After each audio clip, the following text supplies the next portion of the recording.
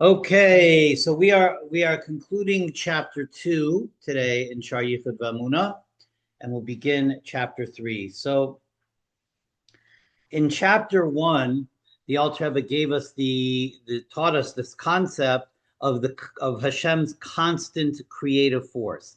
And Hashem's constant creative force are the letters that were uttered in the Aseres Maimoros, the 10 utterances, which began creation.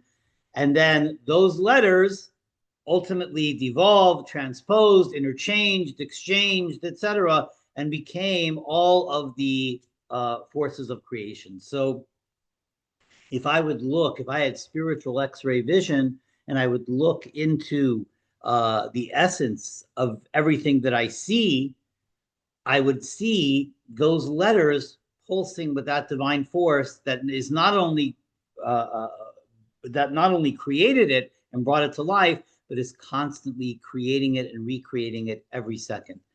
And if Hashem wanted to, if he wanted to end the creation of that object, he doesn't have to create a river to drown it, a fire to burn it. He simply has to withdraw that creative force, and it was as if it never existed. That was chapter 1. In chapter 2, the Alter Rebbe gave us the sort of logic or rationale behind this.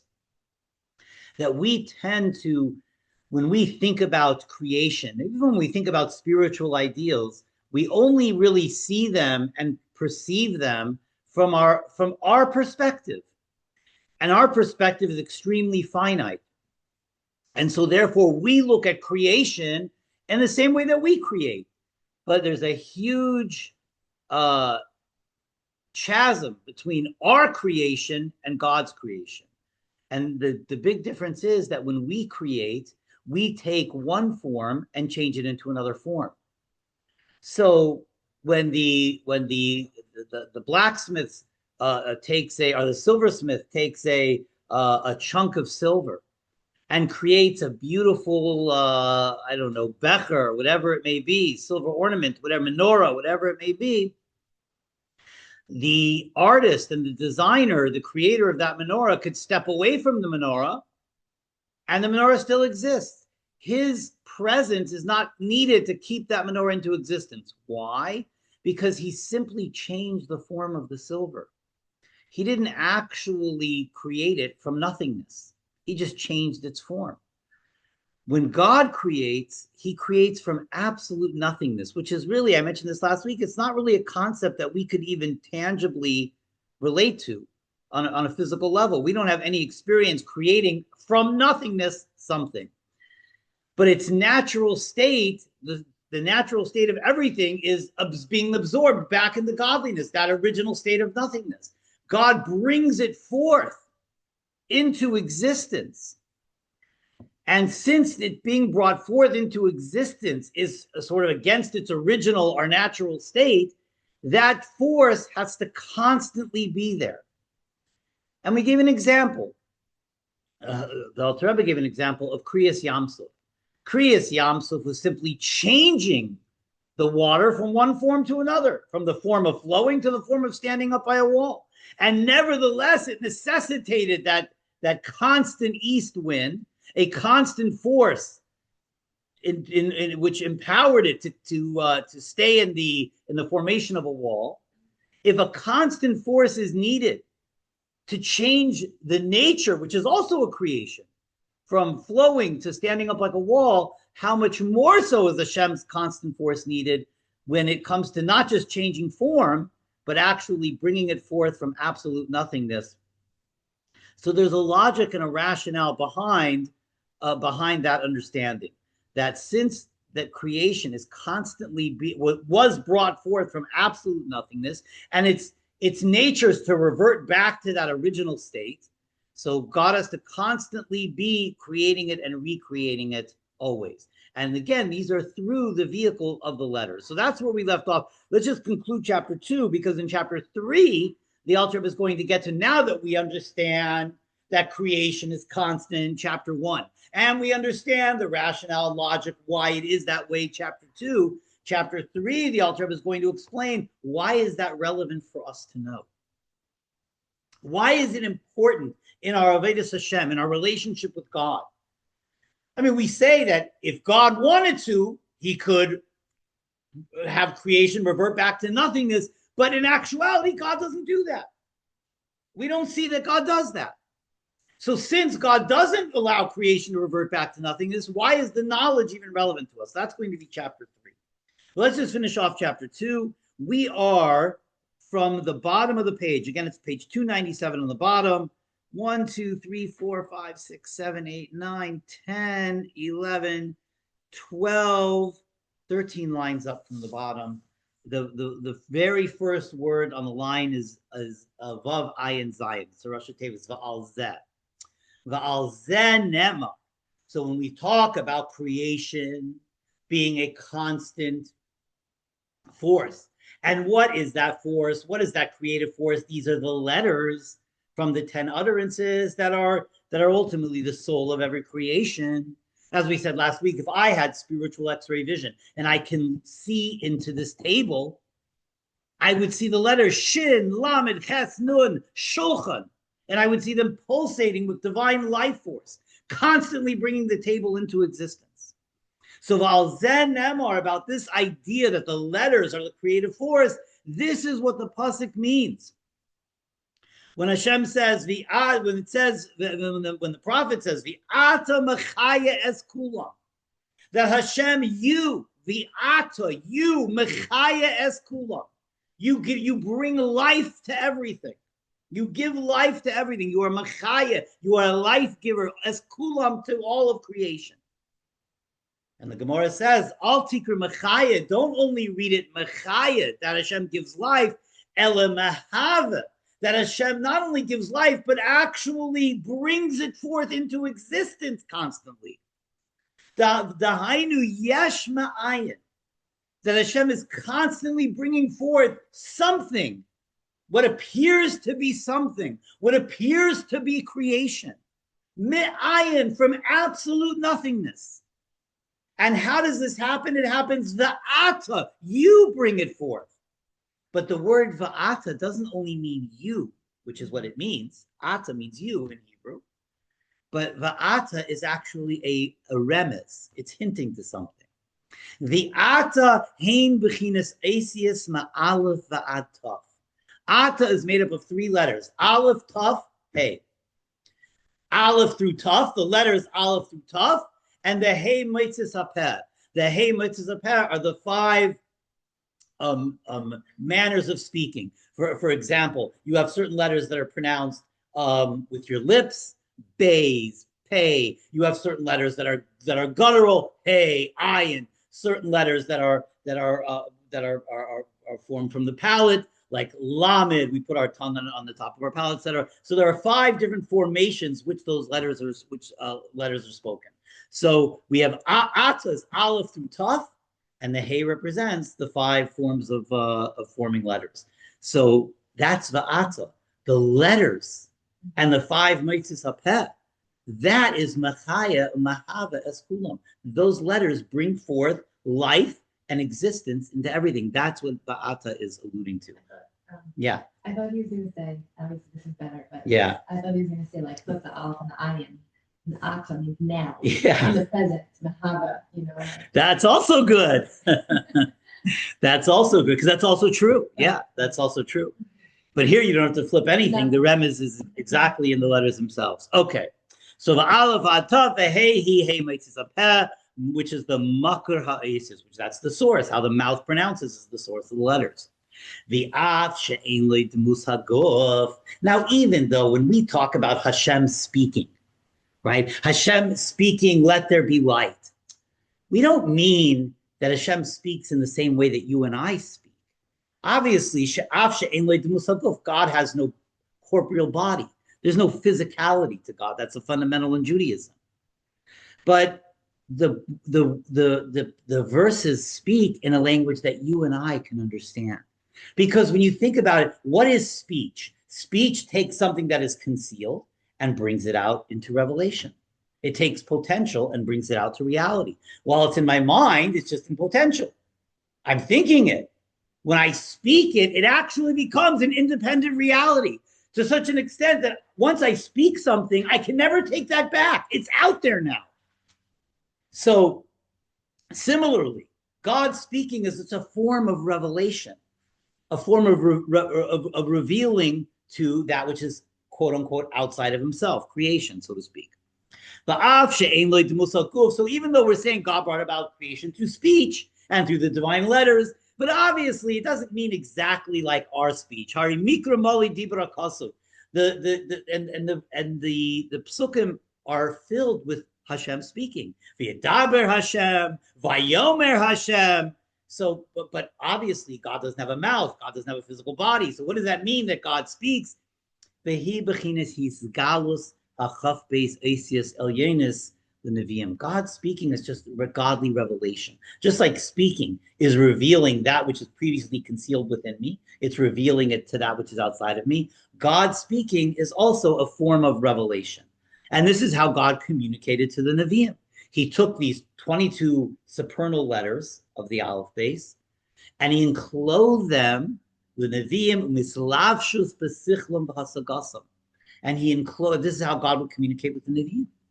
He would enclose these letters into the comprehension of their mind. So God would speak to them. And again, every Navi sort of had a different experience based upon their madrega, based upon their level. Some Nevi'im God spoke to, God gave them communication in their dreams. Some Nevi'im God communicated to them while they're conscious, but the revelation was so intense that they literally went into like what we would refer to as a seizure. That's what it looked like. Like they would go into like a state of seizure while God was speaking to them because their physicality couldn't contain the immense spirituality. And then there were those like Moshe Rabbeinu who spoke to God straight up face to face. But that Moshe Rabbeinu was the only one that was like that had that was able to speak to God and still maintain his physical composure. Most of the Nevi'im actually lost their physical composure when God was communicating to them, but this is how God communicated. He put the letters, the words, in their minds. When he's showing them the prophecy, he would show them these letters, and that's how they understood what the prophecy was. And God also spoke to them through their thoughts. And in some Nevi'im, God spoke to them literally, spoke out of their mouths. That it was their voices, but it was God's communication that was coming out of their mouths. Ruach Hashem diberbi, the Spirit of Hashem speaks within me. His words are on my tongue, says the prophet. So God communicated through these letters, through words. This is how God communicates. It doesn't mean God spoke like you and I speak, but he communicated using letters and words that the Navi could understand and comprehend and transmit to Klal Yisrael. So we're utilizing the euphemism of speech. But obviously it doesn't mean physical like you and I. And this is how the Arizal explains it as well in Sha'ar that God communicates to the Navi utilizing letters, utilizing speech, so that the prophet could understand it and communicate it to the Jewish people. Just like God enclosed these letters into the mind of the prophet in order to communicate with him, same thing with all of creation. And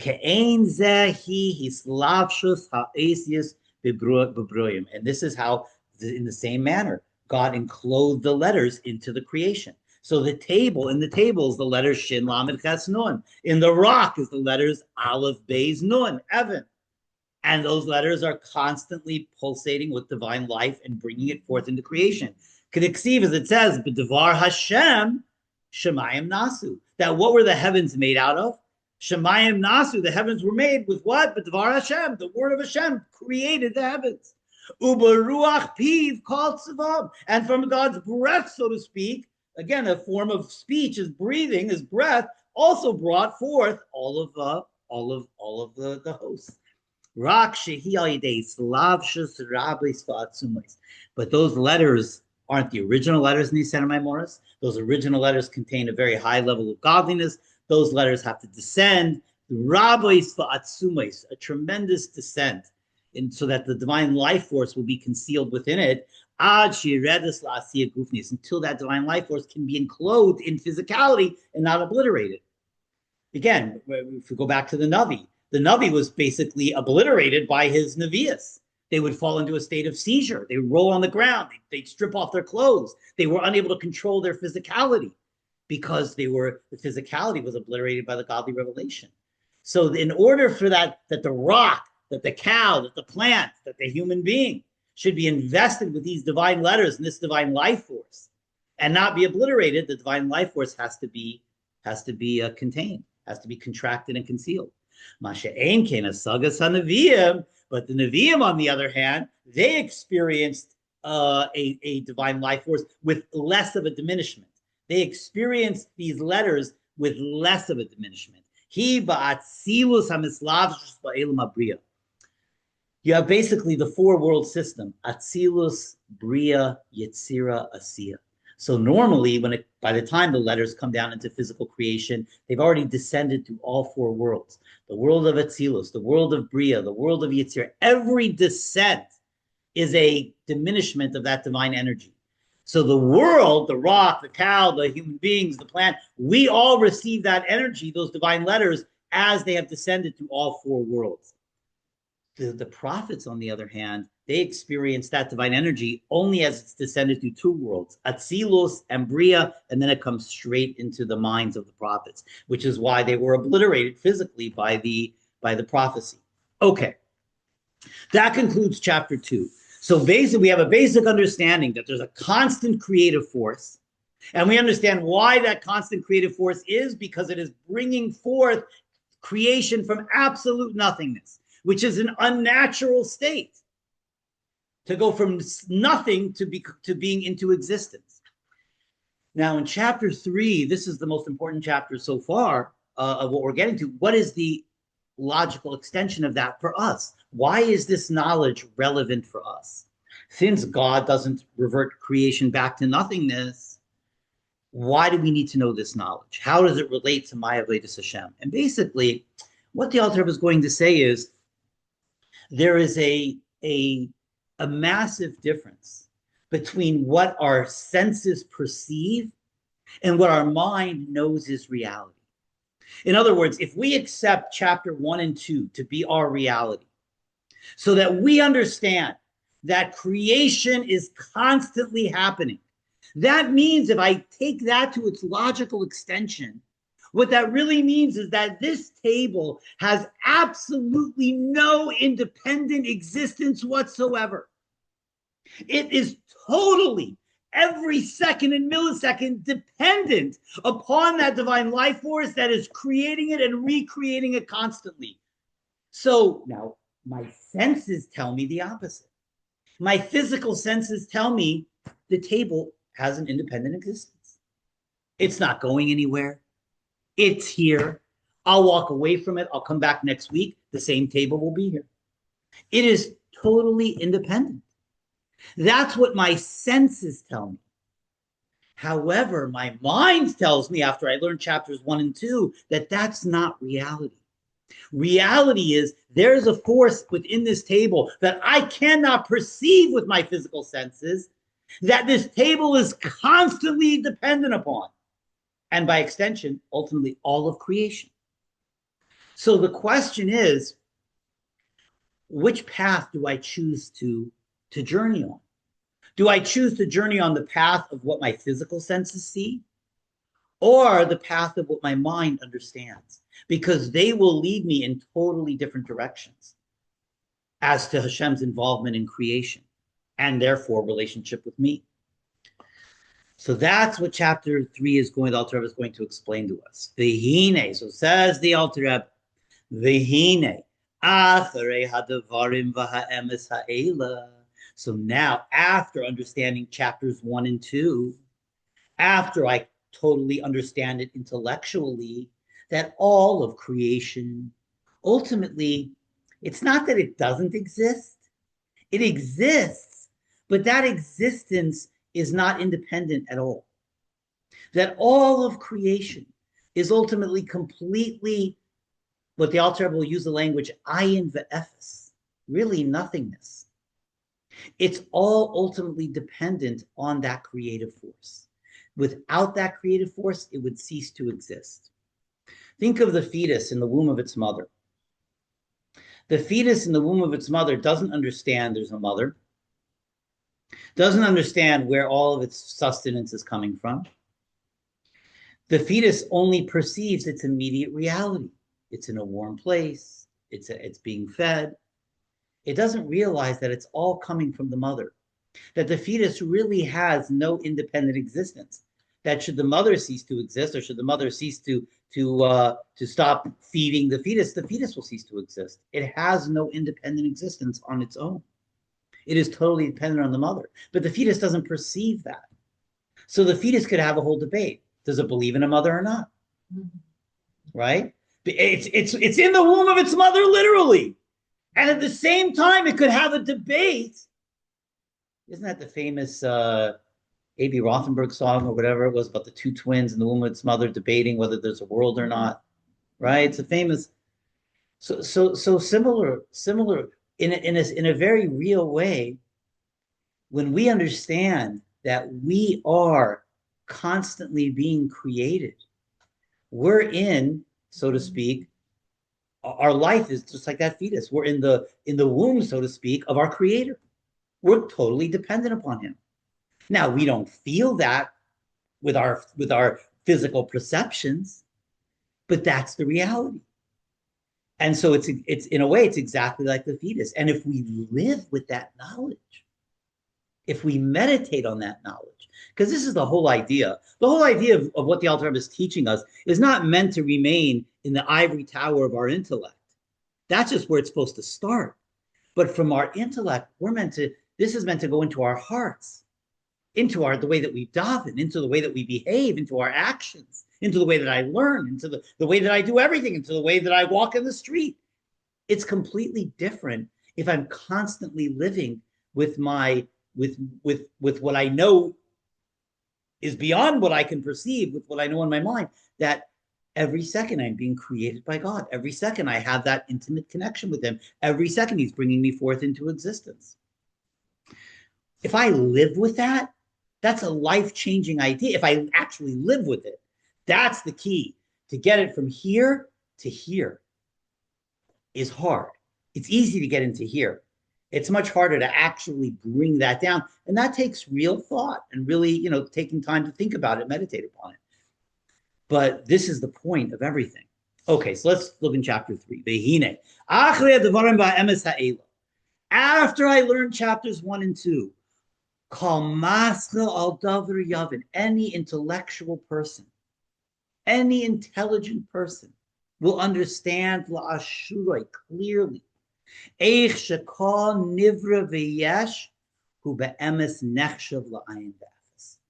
how everyone will understand. Once I learn 1 and 2, everyone will understand clearly how every created being, every creature, every created being is actually not. It's ayin ve'efes. It's not that we don't exist, but we exist. Our existence is incredibly fragile. Incredibly fragile. At every moment, we could cease to exist in a moment.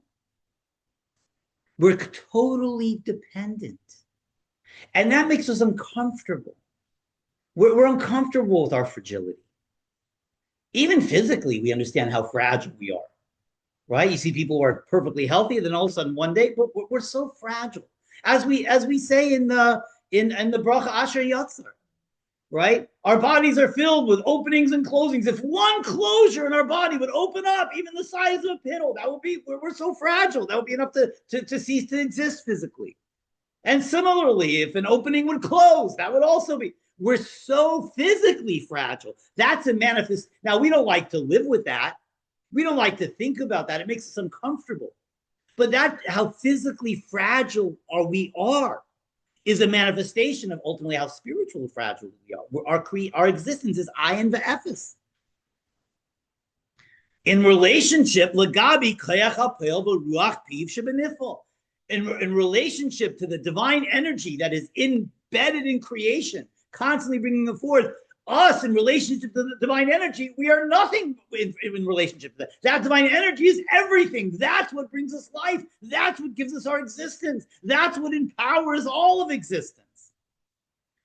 Hamahava Esei Tamid, it is constantly creating and recreating me. Umaitziu me'ayin mamish, and it brings forth every element of creation, including me, from absolute nothingness every second. Me'ayin mamish liyesh, it brings it forth from nothingness to something. So the real creation, there is the creative force that brings everything into existence. I don't sense that creative force, but that's part of the Nisayan of creation. That's part of our Avodas Hashem. To be able to live a life that transcends our physical senses. This is part of our Bechira. If we would sense it for even a little bit, it would completely skew our free choice. It would skew our Bechira, and there would be no purpose in creation. The whole purpose is that we have the free choice. Basically, the free choice is one of two. We either follow our physical senses or we follow what intellectually we understand to be true. The fact that creation seems independent, it seems like there's an independent existence. The table seems independent, the plant seems independent, the cow in the field seems like it exists independently. So Umasha called Nivra v'Nifel Niralana Liyesh. Umamasha is the fact that it seems like it's independent. Zeu machma she'ein anu masigin v'royim be'eni basar. It's because this is only because our physical eyes are incapable of seeing spiritual forces. Our physical eyes can only perceive physicality. And so therefore our eyes, our Einei Basar, don't see us a Koyach Hashem Baruch Piv Shebenivra. Our eyes don't see that spiritual force. So all we can perceive with our physical senses is the most external layer of reality, the physical shell that conceals that divine force that's within it. So all we see is the shell. And we say that shell is reality. This table exists independently. But if God would give our eyes permission to see a little bit beyond the superficial, if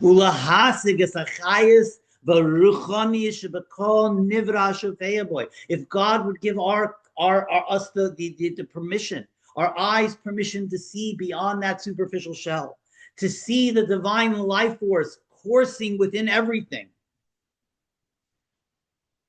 If God would give us that capacity, to see that everything is being brought forth from that divine speech, then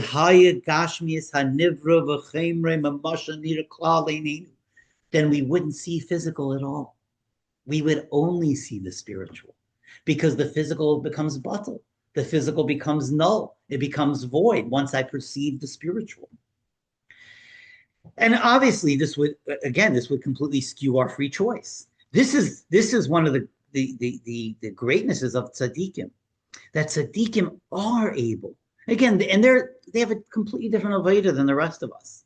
They don't have the same avodas Hashem. They don't have the same goals. Tzaddikim have a completely different spiritual avodah. So the fact that their bechira is skewed is meant to be that way. Now, tzaddikim have to work to get to that level, but they have the potential to get there, where the tzaddik is able to look at something and see the soul within it, see the divine energy within it. It's how certain tzaddikim were able to know what blessings to give to various in various situations. They were able to see the spiritual reality beyond the physical shell.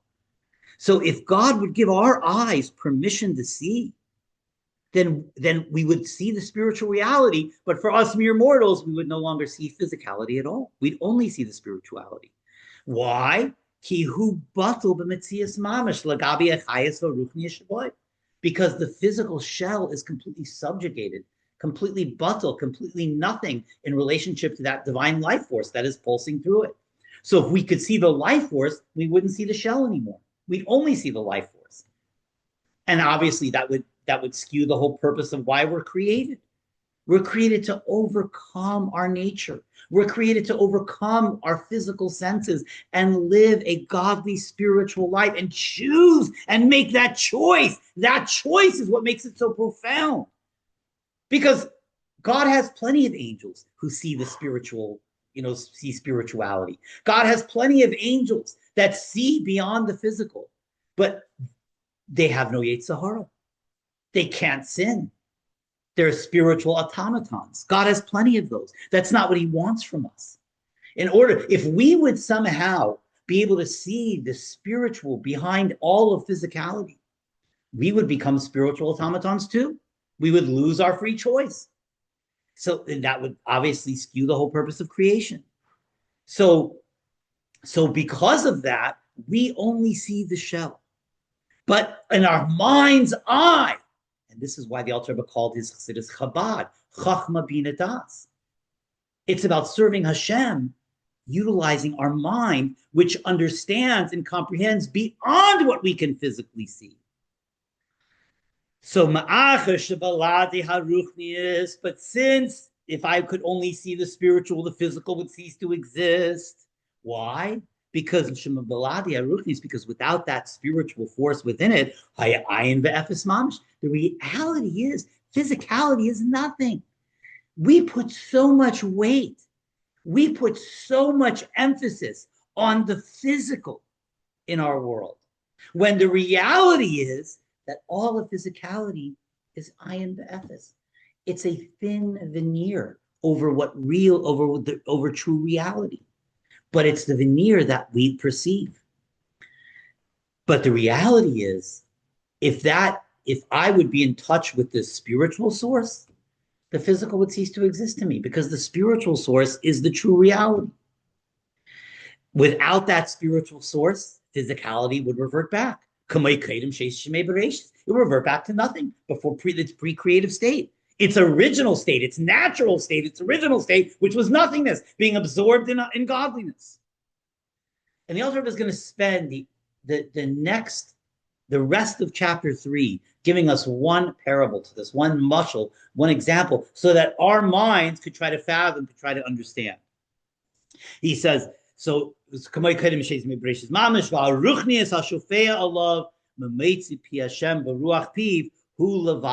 could see that spirituality, that would be the only thing that I see. I would cease to see physicality, because physicality is completely null and void in relationship to that spiritual energy that's within it.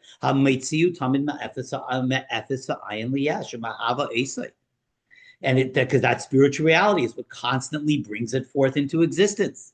The Im Kain, and therefore, if the spiritual reality is truly the only reality, that's what's bringing it forth. That's what brings forth that veneer, that shell that appears to be independent. The Im Kain, Efes Balade Be'emes. That shell is nothing without that spiritual reality. It would cease to exist without that spiritual reality. And so, this is why it's important for us to know that. It's important for us to know when I come across a challenge in life, I'm only seeing the shell. It's just the veneer of that challenge. The challenge, the obstacle, the difficulty is Hashem also. It's like when Moshe Rabbeinu went to Paro, and God tells him to go to Pharaoh for the first time, and he tells him, "Boy al Paro, come to Paro." Why? It should be Lech al Paro, go to Paro. Why come to Paro? Come to Paro implies Hashem's telling him, Hashem is saying, come with me, that I am with you. That Moshe Rabbeinu was scared. He had fear initially to go to Paro. And what Hashem is telling him is, you don't have to fear Paro. I'm right there. Come to, I am Paro. I'm making Paro. And that's what Hashem tells Moshe Rabbeinu. I'm making him harden his heart. You don't have anything to fear. The challenge, the obstacle is me also. So when we understand that everything that we struggle with is just a veneer. It's just a shell. It's just a facade. It's all Hashem. The brachas are coming from Hashem. That's just Hashem revealing himself in a more revealed way. And the challenges and the obstacles are coming from Hashem also. It's all Hashem. And when I look throughout creation, I look at the car and I look at the plants and I look at the table, and I understand, even though my eye sees independent existence, when I recognize that it's all the divine life force, it changes the way I interact with creation. It changes the way I interact with myself. It's life changing. So this is a critical component of knowledge in our own Avodas Hashem. And so the Alter Rebbe gives us an example so that we can more internalize this and understand it with what you and I can perceive. Because again, we're trying to comprehend and utilize our finite mind to really grasp a concept that we really have no paradigm for. Yesh ma'ayin, something from nothingness. We don't really have a paradigm for that. We don't really have anything that we can relate to make it a more tangible to understand. So the Alter Rebbe tries to give us, although he's going to say it's an imperfect mashal, an imperfect parable, he gives us a parable to try to understand this. And I'll say it on the outside, and then we'll have time to just touch upon it on the inside, and we'll finish chapter 3 next week. But basically, think of the ray of the sun for a moment. Okay, when we experience the ray of the sun, what do we experience? And we could actually, you could perceive the ray of the sun. The ray of the sun, the sun's rays can be perceived. We feel warmth from that ray. We get light from that ray. Now, when we're perceiving the ray, we're something like, I don't know, how far away are we from the sun? Like 93 million miles or whatever, how far away we are from the sun. 93 million miles away, that ray is giving off heat and giving off light. So what about if I could theoretically stand on the ball of the sun itself? Would I be, now certainly if the ray gives off light 93 million miles away, it certainly gives off light in the ball of the sun in its source. It certainly gives off heat and light. But if I would stand on the ball of the sun, on the surface of the sun, I couldn't independently point out a ray. The rays are all nullified there. They're all absorbed into the essence of the sun. And so I can only really experience the individual rays 93 million miles away as it's separate from its source. But I understand intellectually, if here it's giving off heat and light, certainly as it's closer to its source, as it's in its source, it's also giving off heat and light. But we only perceive it when it's removed from its source. We are like the ray of the sun in its source. Like the fetus, I gave the example before, like the fetus in the womb of its mother. We are actually in the source of our life force right now. We don't see that. We only see, I feel like I have an independent existence. I don't feel that I'm plugged into my source. I don't feel that divine life force coursing within me. But utilizing this example, the Alter Rebbe says, this is how we have to see ourselves. We have to envision ourselves as if we are in the actual ball of the sun right now. Our ball of the sun, our source in Hashem right now. That's where we are right now. So let's just do a few lines of this mashal. The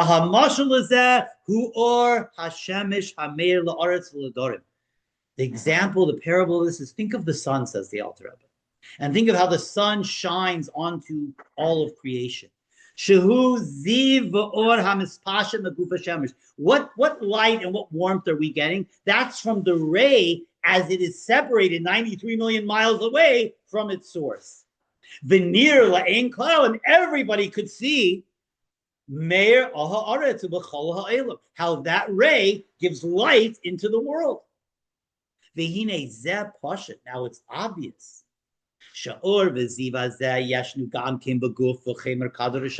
That if there's light 93 million miles away, that ray is certainly giving off light even closer. 80 million miles away, 70 million miles away, a million miles away, in the source itself, it's certainly giving off light and warmth. Because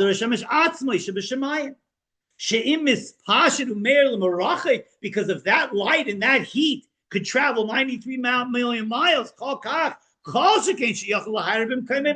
certainly it's giving off light there in its actual source. But there, when it's in its literal place, the ziva is absorbed.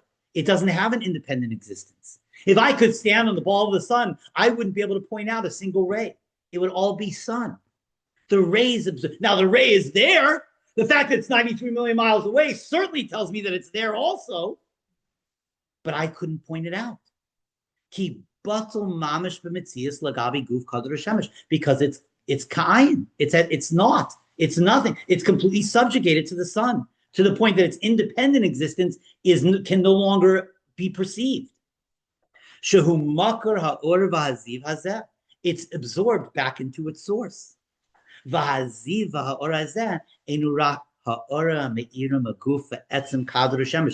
ray is just a tiny reflection of something coming from the essence. It's only here in the physical world, 93 million miles away, when it's separate from its source. Because here the sun doesn't exist, so therefore the individual ray could appear. But Mitzias Nirakan, so here the existence of the ray appears. Because it's so removed from its source that we can now perceive its existence. The same thing with us. Since we are removed from our source by our physical eyes, we appear to be an independent existence. But it's only an appearance. The reality is just like the ray has no real. If I could stand on the ball of the sun, I'd see how the ray has no real individual existence. It only appears that way when it's separate 93 million miles. Same thing with us. The only difference between those examples is the ray is in fact removed from its source 93 million miles. We are not. We're actually in our source. That's all the Lord is going to say. We'll touch upon it next week. It's not a perfect example because we're actually in our source. We live life as that ray of the sun in the ball of the sun itself. We live life like the fetus, like the ray of the sun in its source. If we could live with that, if we could daven with that, if we could learn with that, if we could live our lives that way, it would be a completely different existence. It would be such an elevated life if we could live with that reality. That's what the Alter Rebbe wants from us. Okay, we'll stop here. Mitzvah Hashem, we'll continue chapter 3 next week. Good stuff. Thank you so much, everybody. Thank you for everybody on Zoom for joining. And Mitzvah Hashem, we'll continue chapter 3 and begin chapter 4 next week. Thank you.